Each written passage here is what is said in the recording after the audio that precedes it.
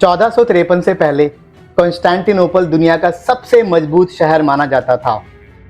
ये यूरोप और एशिया के बीच में स्थित था और ट्रेड का बहुत बड़ा सेंटर हुआ करता था और कॉन्स्टेंटिनोपल बैजेंटाइन एम्पायर की राजधानी भी था। इस शहर की दीवारें इतनी मजबूत थी कि 1000 साल तक कोई भी इसे जीत नहीं पाया था और लोग कहते थे कॉन्स्टेंटिनोपल कभी नहीं गिर सकता। लेकिन 1453 में सब कुछ बदलने वाला था। 1453 तक बाइजेंटाइन एम्पायर काफ़ी वीक हो चुका था। उसके पास पैसे भी बहुत कम थे, उनकी आर्मी भी कंपैरेटिवली बहुत छोटी हो गई थी और मदद करने वाले भी कोई नहीं थे। शहर के अंदर मौजूद थे सिर्फ 7 से 8 हज़ार सिपाही और उनके राजा का नाम था कॉन्स्टेंटाइन द 11th। उन्हें पता था कि ऑटोमन एम्पायर की आर्मी बहुत बड़ी है, लेकिन उन्होंने सरेंडर करने से मना कर दिया। और अगर हम बात करें ऑटोमन एम्पायर की, तो ऑटोमन एम्पायर को लीड कर रहा था 21 साल का सुल्तान महमद II। महमद का सपना था कॉन्स्टेंटिनोपल को जीतना। उसने एक बड़ा फोर्ट्रेस बनवाया बोस्पोरस के पास रोमेली हिसारी नाम से।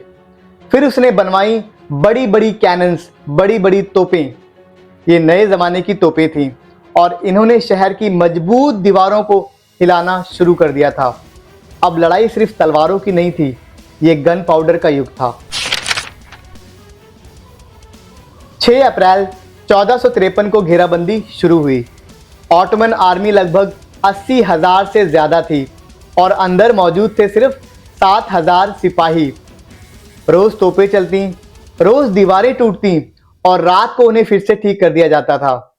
गोल्डन हॉर्न पर लोहे की चेन लगी थी, जिससे ऑटोमन आर्मी के जो शिप्स थे वो किले के अंदर नहीं जा पा रहे थे। लेकिन इसी दौरान महमद ने एक चालाकी की, जिसने जंग का पूरा नक्शा ही बदल के रख दिया। उसने अपने जहाज जमीन के ऊपर से घुमाकर गोल्डन हॉर्न के अंदर डाल दिए। इससे जो रोमन्स थे वो बिल्कुल सकते में आ गए और शहर तीनों तरफ से घिर चुका था। 19 मई 1453 ऑटोमन आर्मी ने अपना फाइनल अटैक किया। राजा कॉन्स्टेंटाइन 11 ने सिपाही की तरह लड़ते हुए अपनी जान दे दी और कॉन्स्टेंटिनोपल गिर चुका था। कॉन्स्टेंटिनोपल गिरने के बाद महमद ने सिटी में प्रवेश किया और देखा शहर के बीच में थी एक मशहूर इमारत जिसका नाम था हाया सोफिया। यह एक बहुत ही बड़ा चर्च था।